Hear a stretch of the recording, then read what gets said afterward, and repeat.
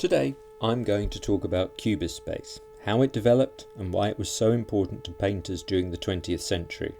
The analysis and ideas about pictorial space in this lecture are, in the main, taken from the art criticism of Clement Greenberg and to a lesser extent Patrick Heron, both of whom wrote in detail about this subject and both of whom are regarded as being formalists. Formalism got a bad reputation in the 1960s due in part to Greenberg's writings. And in the analysis of contemporary art, it's still considered a bit unfashionable. However, I think it's great. And if you're interested in finding out why, I can recommend reading Greenberg's 1965 collection of essays, Art and Culture, and The Changing Forms of Art by Patrick Heron, which was published in 1955. Following on in this spirit of full disclosure, this account of Cubism is very Picasso and Braque-centric. In recent years, this has been criticised by art historians for its reliance on Daniel Henry Kahnweiler's analysis. Kahnweiler was a gallerist, collector, and in some respects collaborator to the Cubists. The suggestion is that Kahnweiler had a vested interest in promoting the works of Braque and Picasso and consequently downplayed the other Cubists, artists such as Juan Gris and Fernand Léger, although Kahnweiler was complimentary about those two. Robert and Sonia Delaunay, Jean Metzinger and Albert Glaise, even Marcel Duchamp. In my defence, I would say this. It's good for us to see Picasso and Braque as part of a community, not as free-floating geniuses. It's good to draw attention to these other artists. As you can see, they made strong work. But from my perspective as a maker of paintings, an artist, it strikes me that Picasso and Braque's work has a lucidity and incisiveness that makes the radical discoveries of Cubism clear. But I'm not an art historian and I'm not an expert on this period, so take this talk in that spirit. So to begin with, let's start with a literal blank canvas. Incidentally, that guy in the striking shorts and vest combo nonchalantly smoking as he creates is Picasso himself. The concern of all painting is, in one way or another, the creation of optical space. The reason for this is due to the conditions that define painting, its surface and its materials. Whether a painting takes place on canvas, paper, board, a wall, or the surface will always be flat, and this flat surface is what is meant by the picture plane. It can be white, black, cream, any colour whatever. The thing to understand is, it's a flat surface. Now, the moment an artist makes a mark on the canvas, although here it's paper, a spatial relationship is established. Where previously there was just one plane, there are now two. One will appear to be in front of the other. In reality, the surface of the painting is still flat, but an illusion of space has been created optically. This is the space we talk about in painting, and this example shows you it in its most rudimentary form. From here, the artist can complicate space by adding more elements. Shape, colour and tone will all alter our perception of the optical space of the painting, in some cases enhancing the illusion of depth, in others destroying it. Cubism, which emerged as a recognisable movement in around 1908 and reached its high point in 1914, represents a profound and decisive change in Western art. It was the first art movement to convincingly challenge and break the established rules of depicting space in a picture that had dominated European painting for almost 500 years. Since the 15th century, space in European painting was preoccupied with an ever more convincing illusionism, where the picture was presented as a window or a stage into which the viewer could gaze from a fixed point of view, and the space within that frame imitated recessive depth, feeling almost as though the scene existed in a continuation of real space behind the wall. This realism was achieved by the precise use of perspective, and the illusion was further enhanced by the subtle use of light and shade to model form and volume. The goal was to depict a space that felt real. A good example of this is the slide that we've been looking at, Nicolas Poussin's 1650-51 painting, Landscape with a Calm. All of the elements of illusionistic space are present. The painting has a single fixed point of view. There is a focal point located near the centre of the horizon. The composition is calibrated to expertly draw your eye to this central far-off vanishing point. There is a sculptural weight to all the objects. This is achieved by the subtle tonal contrasts, with the artist using great skill to maintain the illusion of three-dimensionality by disguising the brush marks with subtle gradations of tone achieved through transparent glazes. There is a striking sense of this being a real scene, even though Poussin has used an enormous amount of skill and artifice to pull off this illusion. It was this quest by artists to make their paintings present an ever greater truth to reality that led to Cubism. The journey they took towards this is well known, but for the sake of brevity, I'll cut straight to the key moment: France in the 19th century. Gustave Courbet, who was active from the 1840s, pushed his painting towards a radical type of realism. Although his work appears to have much in common with the language of the old masters, he was trying to convey more directly the physical reality of nature, avoiding the idealizing of the subject that would have been expected. His use of paint is heavy, often using a palette knife. His use of colour is direct and solid. His modelling of form makes less use of shade and tone than the old master's tradition would have dictated.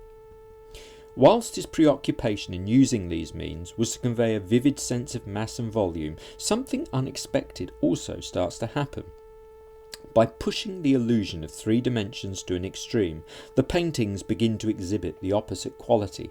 They start to reveal the fact that they are two-dimensional. In Courbet's thick, frank handling of paint, the surface and texture of the materials that construct the illusion are revealed, and the illusion of depth is disturbed. Courbet's landscapes, in particular, anticipate Impressionism, and his influence is clearly present in the early works of most of the Impressionists, such as this Monet. The Impressionists themselves pursued this quest for truth to reality by making paintings that responded to the fleeting and transitory sensations that nature had upon them. Whereas the old masters had relied on an underlying armature of dark and light contrast to conjure an illusion of space, the Impressionists relied almost exclusively on colour to give their pictures coherence. This is not to say that they totally abandoned the tenets of illusionism.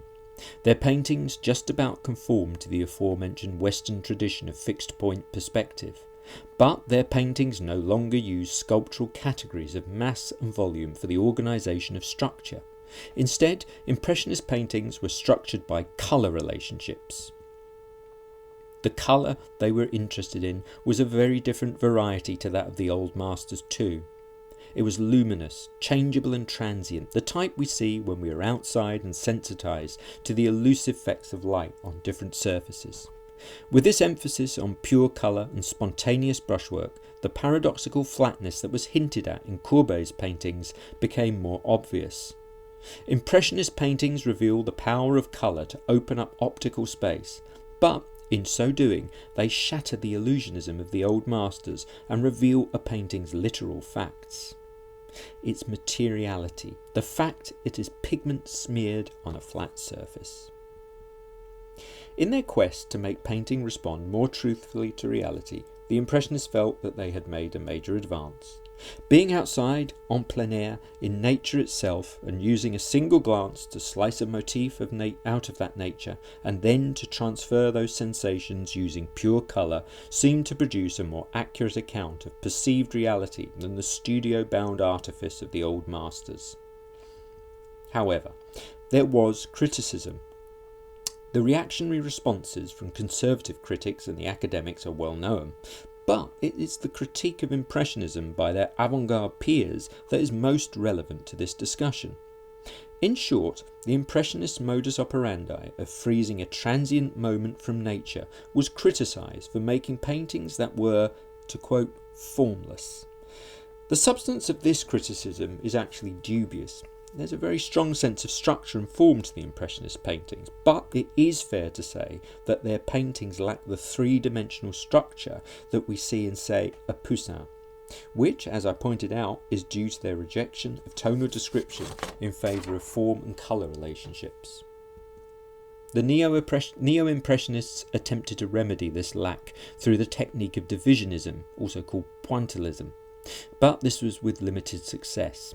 It was Cézanne's search for the answer to the problem that proved to be decisive, and in terms of art history, the most important.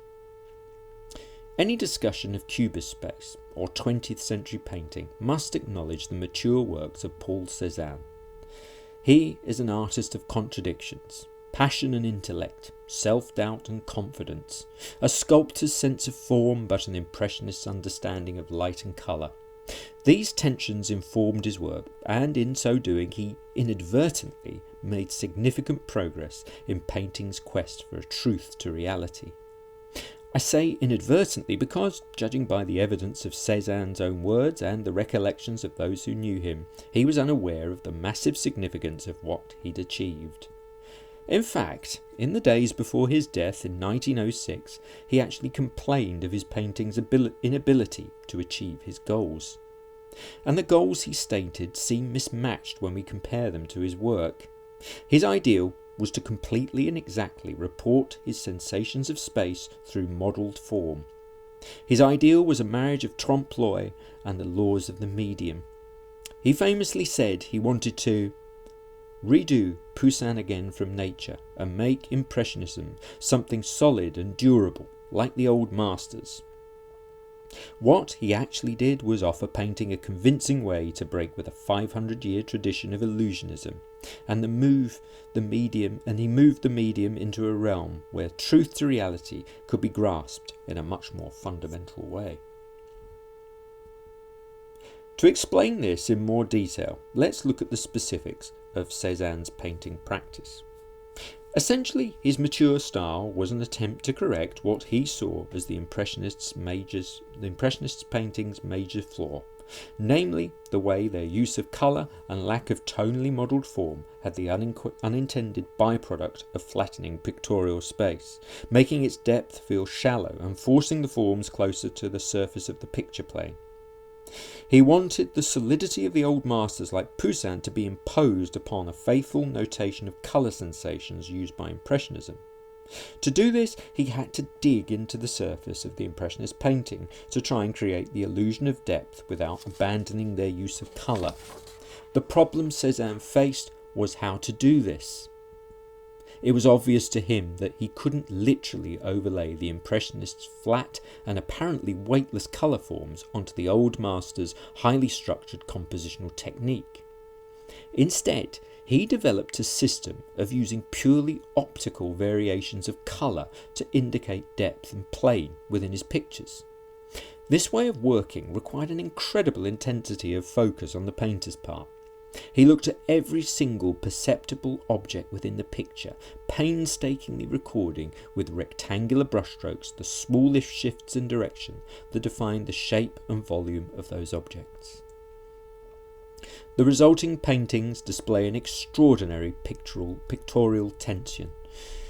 On the one hand, Cézanne did manage to endow the objects he painted with a greater sense of solidity and space, but at the same time, and this is the most important point, those rectangular brushstrokes, which were painted parallel to the picture plane, mosaic-like, with no attempt to blend their tonal transitions, those rectangular brushstrokes give the work an overwhelming sense of flatness that draws attention to the physical picture plane, its flatness. We as the viewer become aware of a constant vibration as the brushstrokes make the pictorial space become shallow and close to the surface, whilst his modelling of contours actually pulls them back into illusionistic depth. This vibration, this journey back and forth as our eyes register various levels of optical depth, creates a rhythm. Particularly in his late works, this rhythm is literally a physiological one. We feel the penetration of different depths with the muscles of our eyes. When Cézanne died in 1906, he left a singular body of work and had unknowingly presented a solution to the quest of how two-dimensional painting could pictorially represent three-dimensional facts. It only took a couple of years after his death for a younger generation to grasp the implications of Cézanne's work and take the logical next step. Cubism.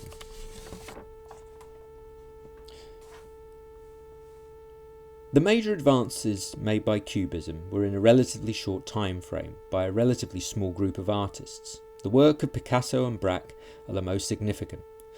But many other artists also contributed, most notably Juan Gris and Fernand Léger. The nature of the Cubist search was to find new ways of representing the visible world through painting so that it was truer to the nature of seeing than the imitation of appearances which had dominated Western art since the Renaissance. They saw in Cézanne a similar ambition to theirs, and most crucially, a method for achieving it. The critic Clement Greenberg observed in the 1950s that the speed with which Picasso and Braque were able to demolish a centuries-old system of picture making was due to the fact that they had the advantage of building on the progress Cézanne had made in the final decade of his life. Seen with the advantage of hindsight, the optical space of his late works is essentially and unknowingly cubist. Picasso and Braque's great achievement was to see this and to understand how to advance it. By doing so, they effected a kind of revolution in the possibilities available to painting. What strikes us when we look at a painting from what is commonly called Cubism's analytic phase is the pictorial space. The rules of fixed point perspective, the foundation of the Western tradition, have been well and truly broken, and the objects depicted appear to be a fragmented cluster of rectilinear planes in brown and grey tones. These so-called facet planes perform the same function as Cézanne's rectangular brushstrokes. Lying parallel to the picture plane, they go further by declaring the picture's literal flatness, whilst at the same time describing the shape and volume of an object, not as an undifferentiated whole, but as a multiplicity of glimpses seen from different viewpoints. This dissolving of perspective is another Cubist trait evident in Cézanne's work. Although his paintings are not as obviously fragmented as those of the Cubists, there do seem to be innumerable points of focus. Take, for instance, this portrait of Gustave Geffroy. Look carefully at the wall behind him. To his right, it is covered by a bookshelf, and to his left, a mantelpiece. Now, look at the lines of the shelf behind Geffroy's right ear. They move towards the mantelpiece to the left of his head at a slight angle. According to the laws of perspective, and assuming that the wall behind him is actually flat, those lines should flow into the lines of the mantelpiece towards an imagined vanishing point. But they don't. What we do have is the feeling that each pictorial element has its own vanishing point. The Cubists rightly saw in this a truth regarding the way we actually perceive spatial reality. Look around you. Every time you move your head to fixate on a different area, the focal point changes, as does your awareness of the perspectival logic. It is our brain that constructs the innumerable glimpses into a coherent mental image. Picasso and Braque's use of facet planes was an attempt to imitate how we actually perceive the world around us, using both our eyes and our mind. Braque referred to this use of fragmentation as a way of getting painting to access what he called tactile space, meaning the space that we live and move in. We don't encounter the world as a static, fixed image. Our minds are constantly processing what we perceive. We sense the textures and volumes of objects, and we understand the intrinsic relationship of these objects and spaces to our own bodies.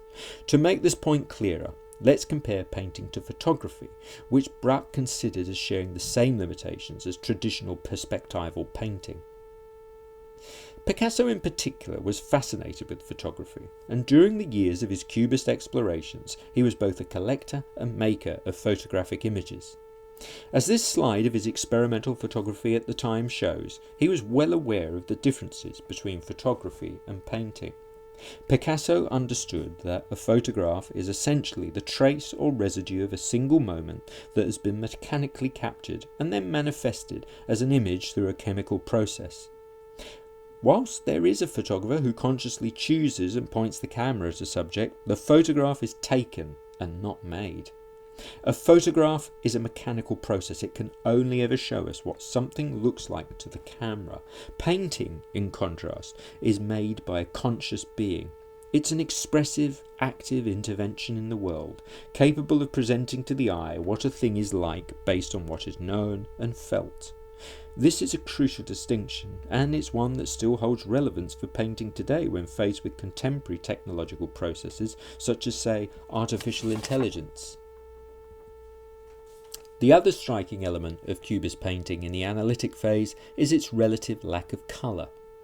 This also has the potential to be a bit confusing in the context of this talk because up till now I've emphasised the importance of Cézanne so much.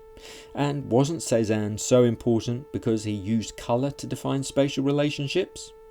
Well, yes, it's true that colour and form in Cézanne are intrinsically linked to one another. But it's also true to say that his paintings have a genuine tonal solidity. For instance, look at this comparison.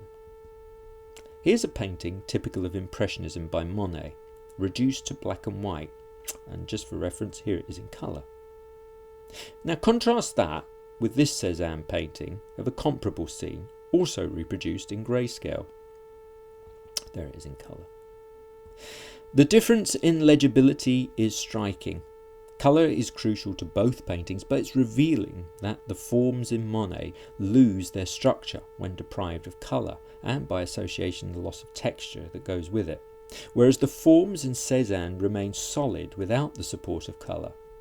It was this insight that Picasso and Braque showed how deeply they'd understood Cézanne. By stripping their Cubist palettes down to black, brown, grey and white, they revealed the fundamental nature of the problem, namely representing three-dimensional values within two-dimensional formats. In analytic cubism, colour such as it was used in Cézanne was unnecessary, but eventually it did make a return. During this period, things were moving quickly. When we look at the development of Cubist paintings in these years, it's striking how they have such a compelling sense of excitement and discovery. The radically new way of depicting space presented many possibilities but also challenges. The more they painted, the more they defined this language, and the more they saw its parameters and limits. One such challenge was the way that classic analytic Cubist works were becoming more and more abstract. In their ongoing attempt to find a two-dimensional equivalent to three-dimensional form, the facet planes Braque and Picasso were using were threatening to fuse the depicted flatness with the literal flatness of the picture plane. Now, this was a problem because it stopped the oscillation between two varieties of representation. For Picasso and Braque, pure abstraction was not the thing they were searching for. Cubism, despite its breaking of traditional perspective, was always a figurative art movement.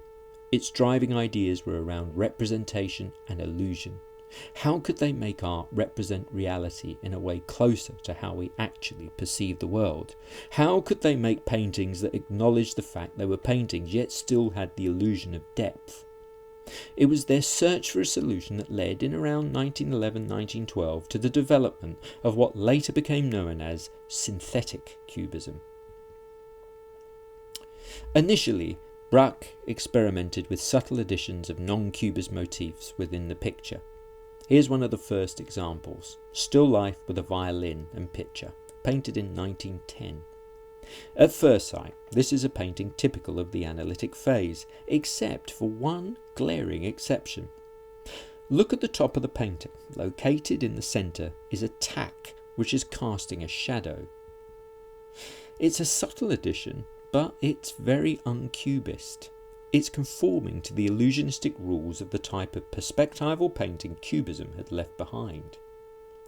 A year later, in approximately 1911-1912, he painted this picture, Man with a Guitar, which firstly shows the dilemma of the facet planes fusing the space to the surface plane, but secondly, it shows Braque's attempt to correct this. Look at the far left-hand side near the top. He's painted a rope affixed with a nail, but, like the tack, it's of a totally different order of representation.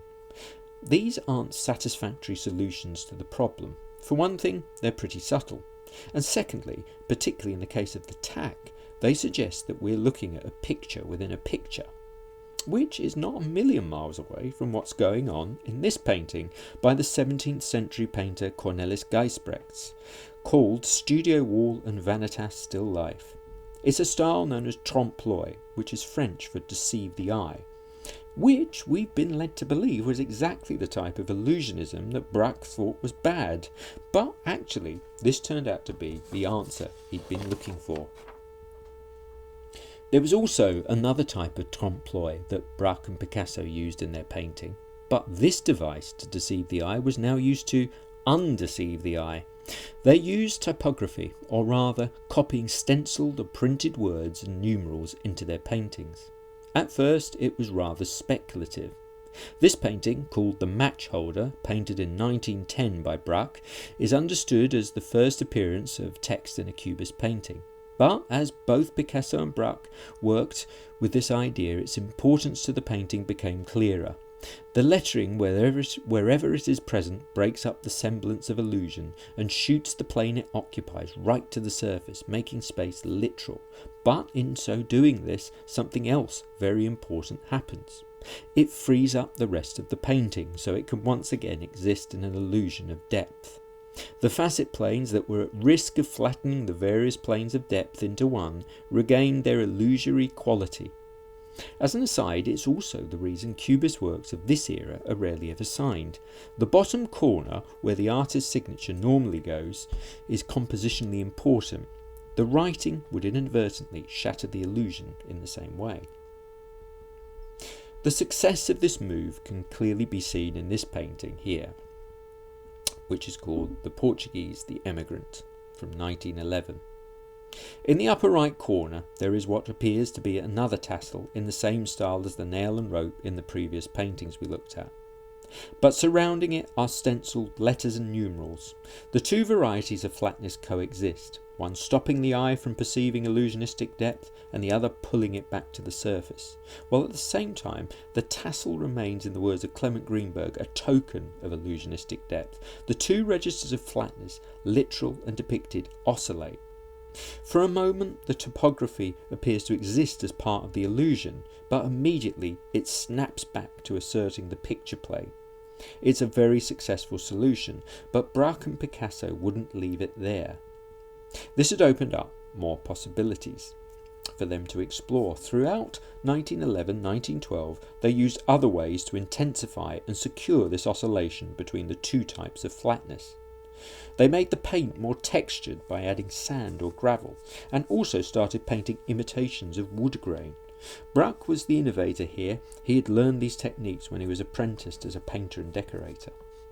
The problem was that the more they added, the accumulation of these devices had the effect of condensing the surface once again, and the original problem of the picture plane dominating the illusion returned. However, in September 1912, Braque produced a work of significance. In fruit dish and glass, he pasted actual pieces of imitation wood grain wallpaper to a drawing. This use of collage, or as it's more correctly known, papier-collé, radically altered the space in his painting. It intensified the literalness of the surface, spreading it out.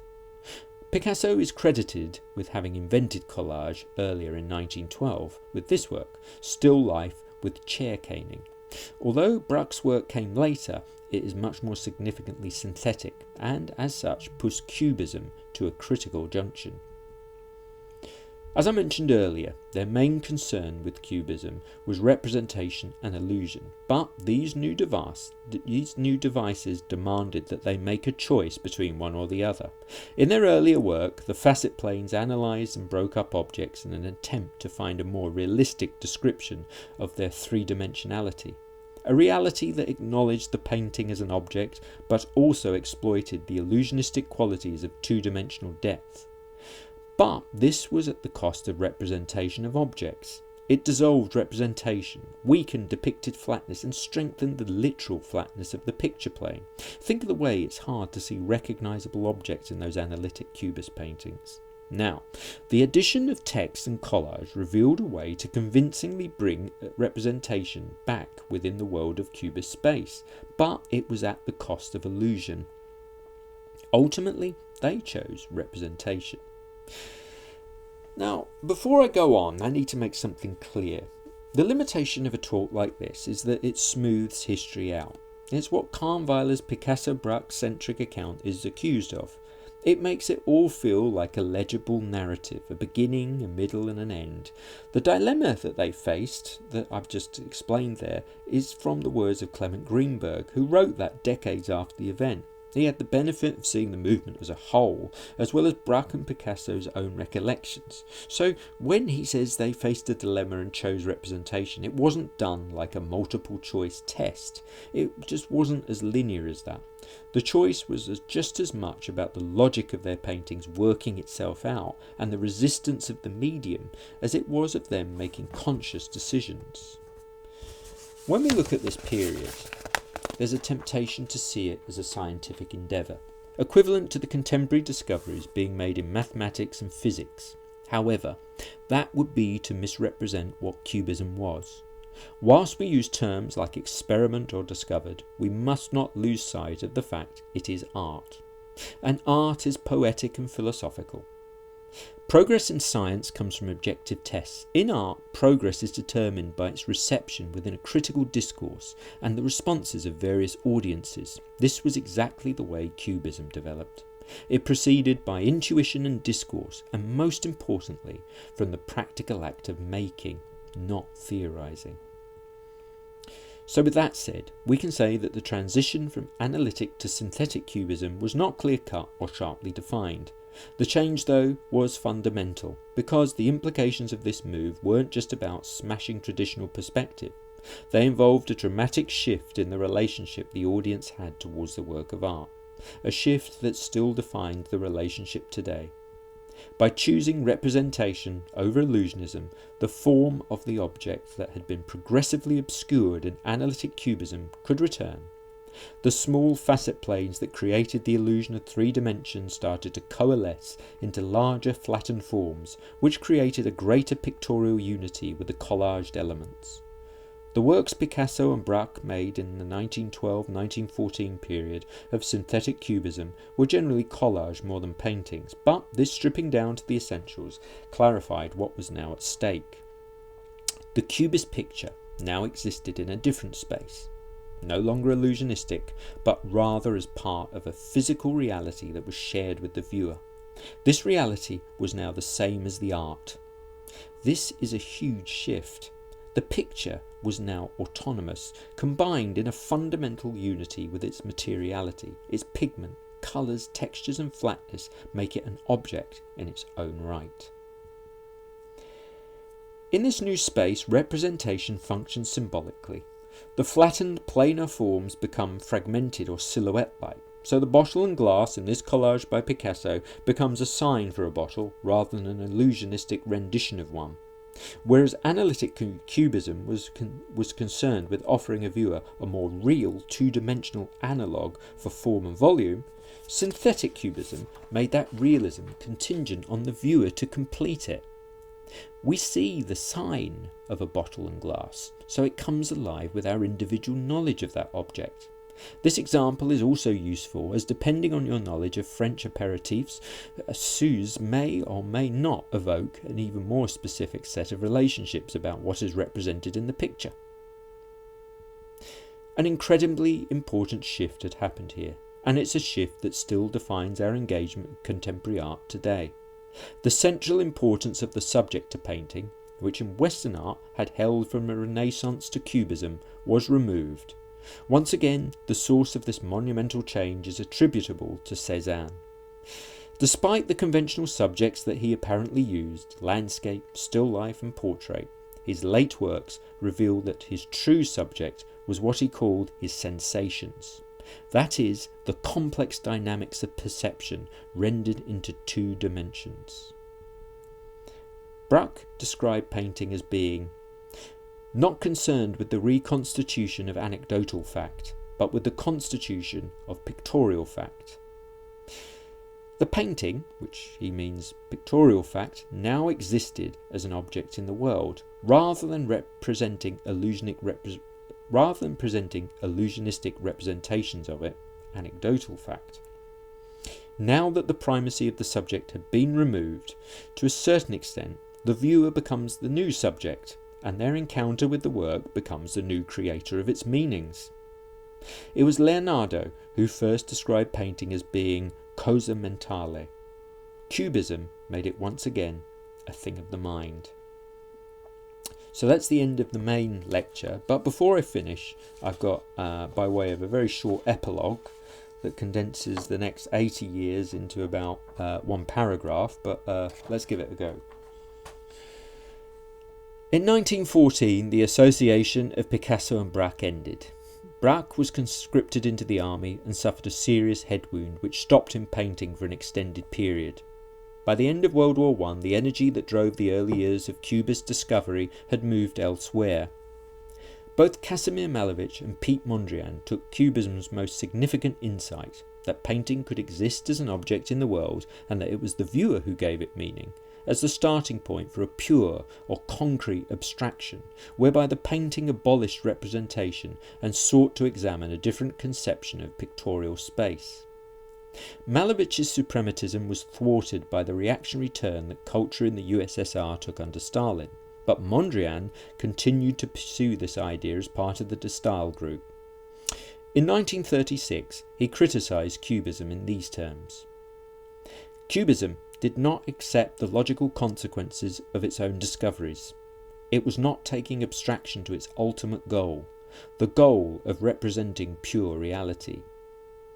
Mondrian spent the last years of his life in exile in New York, and it's not coincidental that at the time of his death in 1944, a new generation of artists in that city were responding directly to the ideas of Cubist space in an effort to advance beyond them.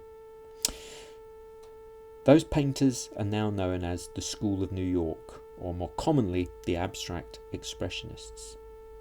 By the 1960s, this mode of abstract painting had become problematic due to a dogmatic reductive definition of what defined modernism. There was also a sidelining of abstract painters who were working outside the USA, which probably contributed to this decline as well. Ultimately, though, the gains of Cubism were so successfully assimilated into two-dimensional contemporary art that its effect is almost invisible to us today. I think to end with, rather than provide words, it will be more appropriate to leave you with some pictures that demonstrate this.